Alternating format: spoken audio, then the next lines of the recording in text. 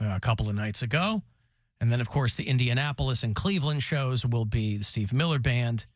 Vince Gill, who is part of the Eagles now, is going to just do a full solo set to open the Detroit show and the Pittsburgh show. Vince Gill in Pittsburgh on Sunday. Hey, what's up, everybody? There's no Steely Dan tonight. Ladies and gentlemen, the part of Steely Dan will be played by Vince Gill. Please come to the front. But Steely Dan will return to the road with the Eagles November the 2nd in Atlanta. You lucky, lucky sons of bitches. By the way, I hope if you follow me on Instagram, you've seen the lovely little gift that I've left for you today in honor of Cardi B's 31st birthday. Just a little something from me to you. Hope you enjoy. Hard to believe she's 31. She easily looks 45. But there she is. It's hard to keep it tight when you're out there on the road. Cavaliers lose by 1 point last night. Preseason opener. There's no big stakes. They were in Atlanta to play the Hawks. It was 108-107. Amani Bates doing pretty well there. That was his NBA debut, I believe. Correct. He's the pride of Ypsilanti, Michigan. We've got a handful of Bureau Chiefs who listen to the show. We got Alicia in Ypsi. We got Kevin. Probably Amani Bates homers. He went to Eastern Michigan University.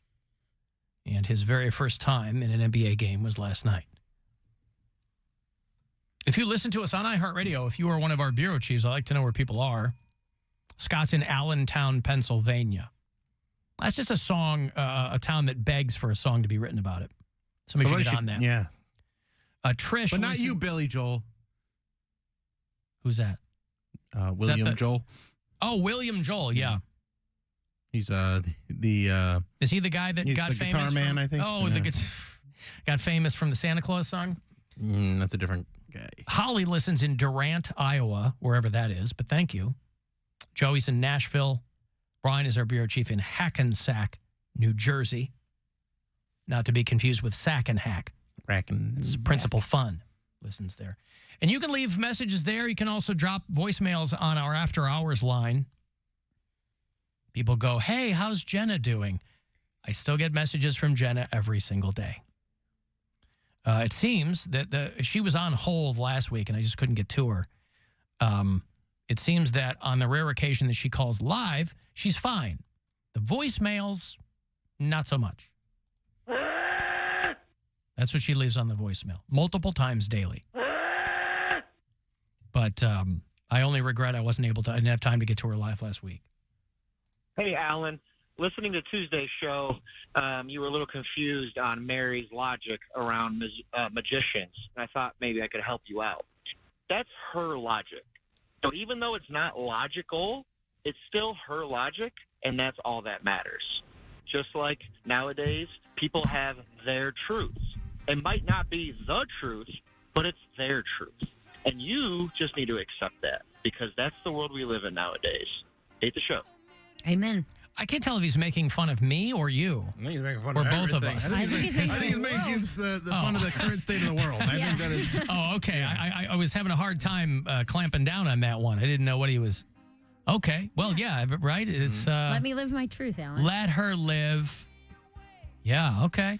I think it's your reasoning is better terminology than that's your logic. You don't have to understand it. It doesn't affect literally anyone else in the world but me. I will tell you this. So it doesn't matter what you think. It affects magicians. No, I'm not saying anything to them. I'm not out here causing problems. I'll say But this. they could use your money. Freshman year in college, part of my philosophy track, we had to take a class called Truth. It was a full semester. Class was called Truth. There. And we had to study like Aristotelian syllogistics and the theories of logic. And it's not as straightforward as people make it sound. Logic. So Mary's right. I think we had to study between realist and non-realist logic. And Mary is more on the non-realist side. Right. right? But that's just one half of it. There's the metaphysical parts of it. Very interesting. So that's why I didn't know if he was making fun of me or you or everything. I Everything. think everything. And that's So- his truth. Right. That's his logic. Like logical realists, I would probably put myself more in that camp, right? You believe that there are objective laws of logic. Mary is more of an anti-realist. She's more of a conceptualist, right? Explain that. Huh? Explain that. Well, that the thought that logic doesn't ascribe objective reality to things. That you can't know those things. There's no way to know those things. They're only discovered through experimental inquiry, right? That you can't, that's all the philosophical part of it. You can't know anything. I guess to Whereas to You me, think tone logic matters. is more tethered to facts that are independent of our language or I think my definition when I hear the word logic is like, the rapper. yeah, honestly, like it just. When I say like I can see the logic there. Like I can see how someone goes from A to B to C, whether or not I agree with it or whether or not I think it's true. I don't think logic and truth have anything to do with each other. Well, that's where you're wrong. They do. But I don't think that they do. They don't have to. Someone can have a logical like train of thought that is completely untrue. But this is what I'm saying. This is the difference between realistic logic and anti-realistic logic. So that's why this class I had to take was called Truth, because it was rooted in that. But it goes back to, what is that for you? So you either think it's objective or you think it's subjective. You are describing a subjective belief in truth and logic, whereas I adhere more to objective laws. I don't know which one of us is right. We're probably both right. You know what I'm saying? Mm-hmm. Yeah, I mean, Nah. sure. Agree to disagree. Well, no. I'm saying we're both right. Wrong. Right. We're both right or wrong. It's Sure. not even an agree to disagree. I mean, it's. I'm making the case that there's probably no way to know. There are separate schools of thought, it's math now? but there's no way to know. It's not math. I wish it were. Math makes sense all the time. That's why I like All the math. time. Then how come we can never get the right answer? Because you guys aren't logically true about math. It's very simple. Open your eyes. So all right there. Mm-hmm. Hey, Mark in Berea. Hello. Hey, Alan, I know where that sound clip from the voicemails comes from. It's from a record called The Crusher by the Novas. It came out in 1964. It's a garage rock tribute to a local wrestler, and the Ghoul used to play the first few seconds of it. What voicemail are you talking about? That one you just played. Oh, that lady, when she calls in live, she sounds fine, but when she leaves voicemail, she sounds, and then you played the yelling. Well, yeah, that's her yelling, yeah. I'm not sure if that's her or if it comes from the Novas record. Well, no, that is her. That's what I'm saying. That's the only message she ever leaves me is her growling. Okay, in that case, she better see a doctor. Well, yeah, I mean, again, I think she's developmentally challenged or something. She's blind for one thing, but my point is when she calls live, and she used to leave voicemails that kind of made sense. When she calls live, we have like a normal conversation, but she leaves a lot of voicemails, and they're all just that. So it's fascinating to me, but Well, I hope she gets the help she needs. I will check out The Crusher, okay, Mark? The Cramps did a cover version of it, too. Oh, love the Cramps. Do that. Yeah, that's not Jenna, but I take your point. Yes. Okay, thank you, Mark. There's Mark, another fine showing from a native Berean. Are you happy to hear from Mark? Do you know that guy? Don't all Bereans know each other? No. Oh, no? That's very... Oh, it's like that old joke about the guy who goes to the intergalactic meeting of the planets, and he's talking to other aliens, and they go, "Where are you from?" He goes, "I'm from Earth." They go, "Oh, Earth. Do you know John?" Not all Earthlings. I get it. We don't all know each other. Right. What if he did, though? That'd be crazy. That would be wild. You know, it's funny. I mentioned this to you guys off the air, and I'm sure I'm not alone in this, but ever since Matt Rife accidentally popped in and did the show yesterday, I'm beset on all sides now by people asking me if I have any way of getting them tickets for Matt Rife. And, of course, fortunately, I don't have to lie. I go, no, his whole tour is sold out, right? He's coming back to do Hilarities in November. The tickets went on sale in January and sold out in about 20 minutes. That's what they're starting to see with this Taylor Swift movie. You know, I mentioned that Exorcist, that reboot of The Exorcist was supposed to come out this coming weekend, but nobody wanted to open a movie against the Taylor Swift concert film with good reason. They're like, no one will see our movie. And this happens all the time, you know, with like big tent pole pictures, summertime, things like that. There's a lot of it's like a chessboard when these studios want to release their movies. They don't want to go up against certain movies, and nobody wants to open the same weekend as Taylor Swift's concert film. They've already sold north of $100 million worth of pre-sale tickets for her movie. They've sold another $50 million overseas. So opening weekend, the movie will have $150 million in ticket sales. What if the biggest movie of all time ends up being the Eras Tour? Taylor Probably Swift, the will Eras be. Tour. It Yeah. probably will be. I thought it was about, I was completely screwed up because I thought it was a documentary about the RFK Jr. presidential campaign. And what led you to believe that? Because he's up there going, era. Wow, we're so far from break. Sorry. Yeah, we were like, you should just keep saying it. That'll make it sink in. Because, you know, the Kennedys, Mary.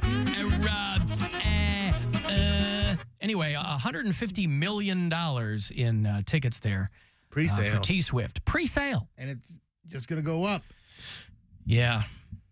Yep. Well, because there's so many people that wanted to go to the concert that couldn't, and now they can.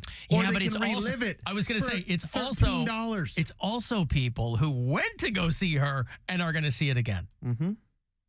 Because see it again and again and again. for people who do not have a parasocial relationship with their favorite artist, they go, I saw the tour. I don't really need to see it again. Well, not Taylor Swift fans are going to go, I want to see it over and over and over again. It's also very long. They were there, but they probably weren't really there. Like, some of them probably got tickets and their nosebleeds because that's all they could afford. And then on top of that, they're watching most of the concert through their phone. They're not going to... no, they're watching on the Jumbotron, which is all this is going to be. But I'm saying they're not going to go to a concert like that and not post it on social media. Right. Like, it's almost like you would be crazy not to.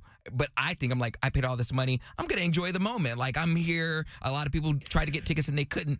But no, they got a broadcast that they're there. It's a status symbol. Like, it's status. You got to the Eras Tour and you're going to let everyone else know that you Yeah, but tickets. is it... It feels, I know what you're saying, but it also feels numerically that the status is diluted if the whole tour is sold out and everyone's doing the same thing.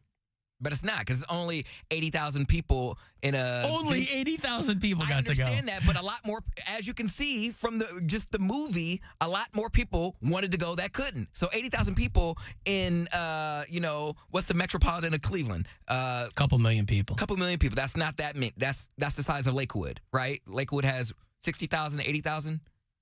I don't know. Parma. Let's say Parma. I was going to has say, I 80,000. don't think Lakewood's that big. Parma has 80,000 people. So... that's the whole city of Parma is at the Eras Tour, and Cleveland can't go. They're going to post it on social media. They're going to rub it in their face. Rub it in their face. What's the runtime on it? I think it's like almost 3 hours It's long. like almost 4 hours. I think it's 3:30. Is it almost 4 hours? 4 hours? Dude, Because it's the Bill, whole show, right? You watch 3-hour comic book movies. Yeah. So why would this surprise you? Because it's filmed, though. Because it's a long time to be in a theater, even if it's a comic book. Like when the Batman came out and I found out it was a 3-hour movie, I was like, I don't know, it needs to be 3 hours, but whatever. I like I'm not saying I blame anybody for going. 3 hours and 15 minutes. I'm just saying that's a long time. I like one of the Google questions is, will the Eras Tour movie be rated R? For full frontal nudity. It's an NC-17. 44 songs, 10 acts. Ugh. You said 3 hours and 15 minutes? 3 hours and 15 That minutes. might be shorter than some of the movies you've seen, Bill. No, it's not. What's the longest Guardians of the Galaxy? Like 2 hours and 40 minutes or something like that. Not even. Probably 2 But and a that's half. got a talking raccoon, Mary. Oh, sorry. To the best of my knowledge, the Taylor Swift And a tour variety film of artists. doesn't have a talking raccoon. But don't know she that. can do anything. I wouldn't put it past her. You don't know that. Beyonce's tour is their Renaissance tour is gonna have a movie as well. This is gonna save Hollywood because they're not putting out films right now, or they're not doing well with putting out films. So these two heavy hitters are gonna bring in a few $100 million. Avengers Endgame is 181 minutes long, and you saw that like 4 times in the theater. That's 3 hours and 1 minute. Yeah. So this is only 14 minutes longer than that. Right. It's a long movie. I'm just saying, don't probably get gonna hung be up. longer. I When you've wasn't done hung it- up on it. I just was saying it's a long movie. I was pointing out that it has a long runtime. Imagine how loud these movie theaters are going to be. Oh, insane. Costumes and people exchanging friendship bracelets. Ugh. Again, never. all of Crying. that stuff is also happening at comic book movies. No one has People are- friends there. People are dressing one up. has They friends. all have costumes and go to the midnight showings or the 11 p.m. showings that they wait in line for 7 hours for to make sure they get the seat that they want. No, that's kind of past. Is because- it? Because people were doing that for Endgame. No, no, because you buy your ticket in advance and you pick your seat in advance. That was more of a Star Wars thing than a Yeah. Marvel thing, I think. And was the I don't think I costumes. ever saw anybody dressed up in a costume. Like maybe one movie, I think somebody dressed like Iron Man, but Bill couldn't see anybody dressed up because he had his Iron Man helmet on, Mary. See, that's the problem. Just blind to By it. way of comparison, there are more than 4,200 showtimes already sold out. Most theaters are going to start showing the movie at 6 o'clock on Friday. By way of comparison, the showtimes that were sold out on Barbie's premiere night were only 500. Of course, that's a $1 billion movie. Can't wait to see how much it's going to be on like Amazon, like when it goes to streaming. They're going to wait as long as they possibly can for it to go to streaming. And then they were like, okay, it's going to be $39.99 for like a one-time purchase. So they're kind of comparing it to Barbie and Spider-Man No Way Home. right? Yeah. Which that's another $1 billion movie. So it could be like a top 5, maybe top 10. I don't know if it'll hit the #1 movie of all time, which I think is Avatar again, because they did like a re-release of it. Mm-hmm. But it's incredible. She's blown away all these other pop stars.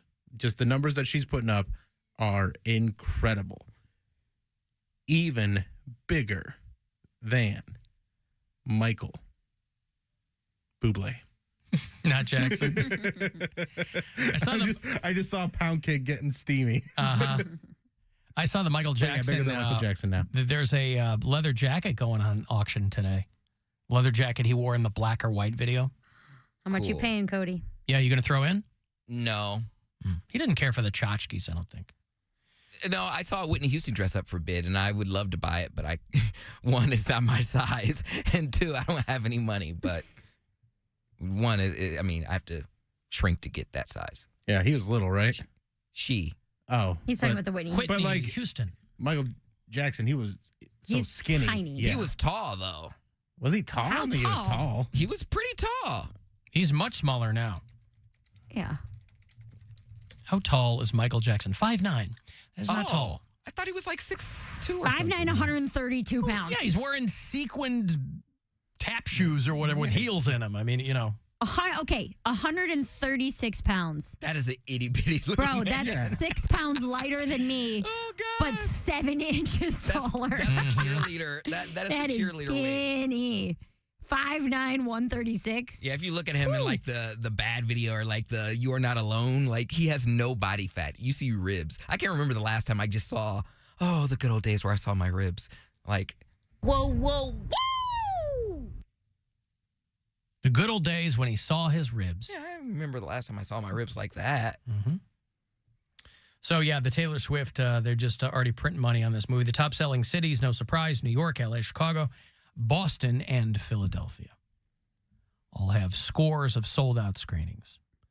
They originally priced the movie tickets at $20 and $13, and the average movie ticket there, $20. Do you think everybody that goes to see it is going to sing along? Yes. Yes. Oh, That's what God, I'm saying. definitely. Think of how loud these movie theaters are going to be. Brian's ex-wife got tickets for her and his daughter Blake. They're going to go. And Blake is so excited. Better them than Even- him. Yeah, well, she's so excited even just to see Taylor Swift on a TV screen. So, Yeah. yeah, they're already all amped up. I'm going to break here. If you want to shoot me a text, 35192, I have another $1,000 for you at 4:30. We're also going to talk to comedian Ryan Hamilton. He'll be